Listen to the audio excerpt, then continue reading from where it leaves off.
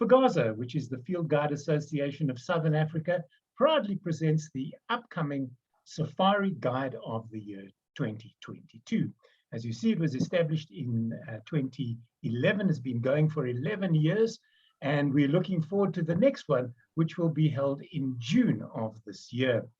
My name is David Batsoffen, and this is In Conversation With.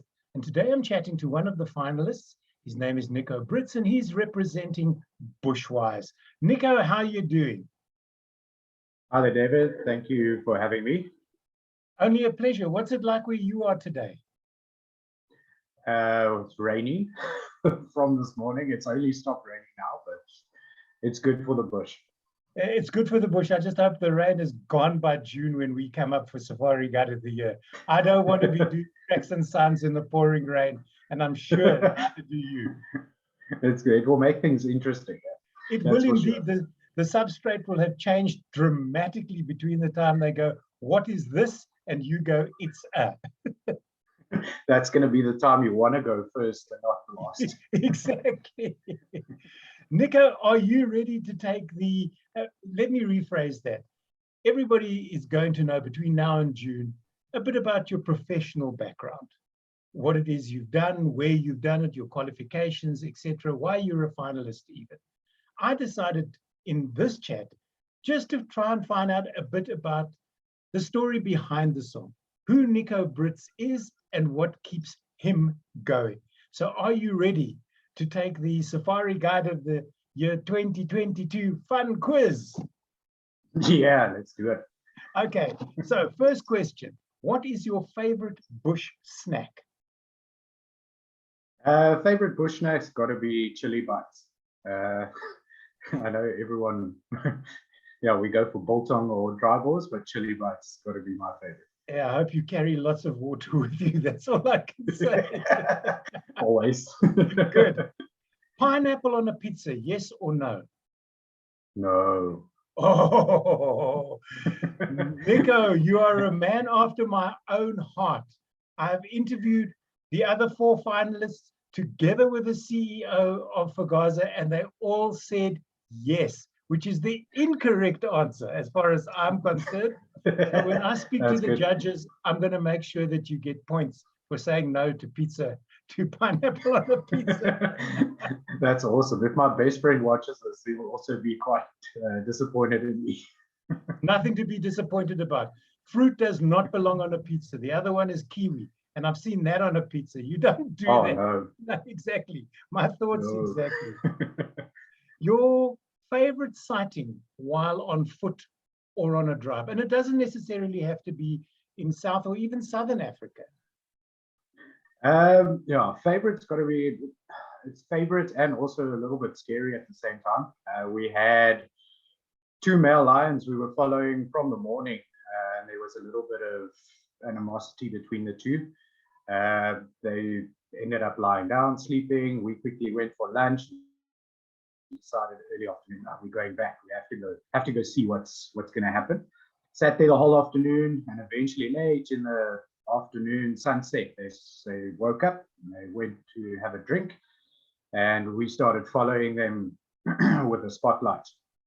And they sort of split up, and we drove next to this line of acacias trying to find them again. And eventually my tracker is like, stop, and switched off the car, and the one male came running towards my side of the car. Now, where I worked, we didn't have any doors on the vehicles on the driver's side. So I sort of turned and put my feet on the foot plate to try and see where he's going. And the other male came from the back, also on the right-hand side, and they ran into each other at the back tire. And my tracker, who was sitting on the door next to me, couldn't get the spotlight, so we were in complete darkness. And we just had this, you could hear the skin ripping and this growling. And I looked back at all the guests to see if everyone's okay, or taking photos and videos. And everyone that was in my side on the back row shifted to the middle of the vehicle from all this noise and the skin ripping.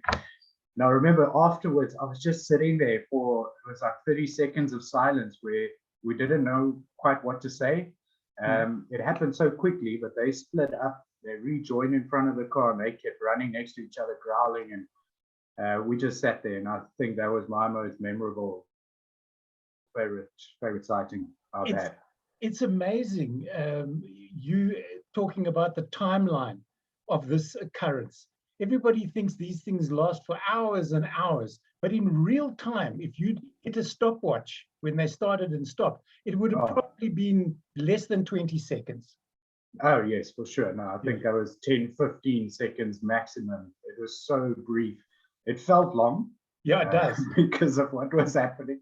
But yeah, I think it was very, I think we were quiet for longer than they were actually fighting. Yeah. And probably telling the story took longer than actually listening to the fight in the darkness.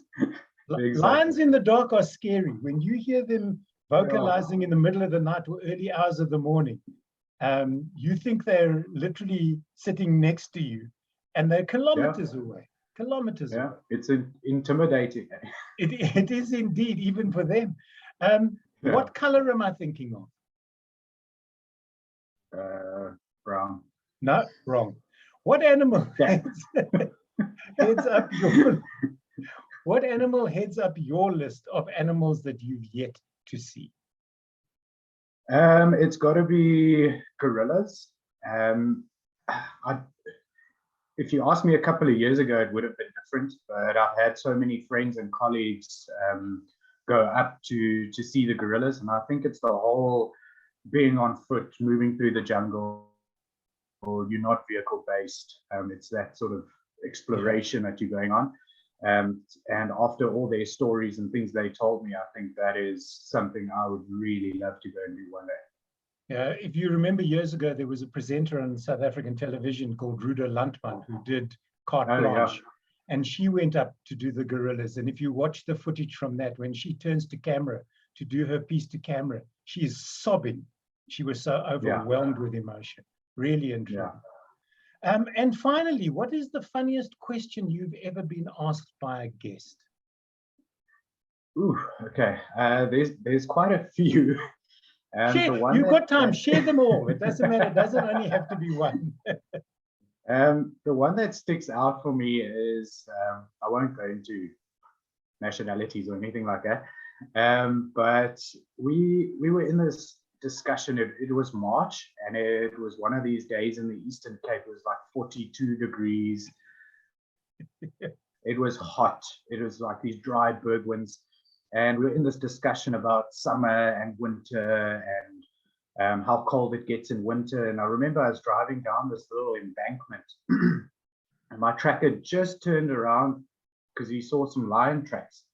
And as he turned around, me and this guest who was sitting next to me in the front seat were still talking. And she just piped up and asked me, "So is it March here as well?" And I remember my tracker, because it was as that moment as he turned, and when me and him, because now you want to be professional, but when we made eye contact, I remember he was unplayable. So I think for the next, he forgot about the lion tracks. It was like he almost fell off his tracker seat. and now I'm trying to compose myself, and I'm like, so now also thinking, how am I going to explain this? Is it? So I sit there and I'm like, it's March, all over the world, and I didn't quite know how I can explain this, and some of the guests in the back are giggling, and my tracker's just sitting there like, and you could see him bouncing. Forgot about the lion tracks. We got to our drink stop eventually, and my tracker, Saki, he just like, what did she ask? How did she not know? I was like,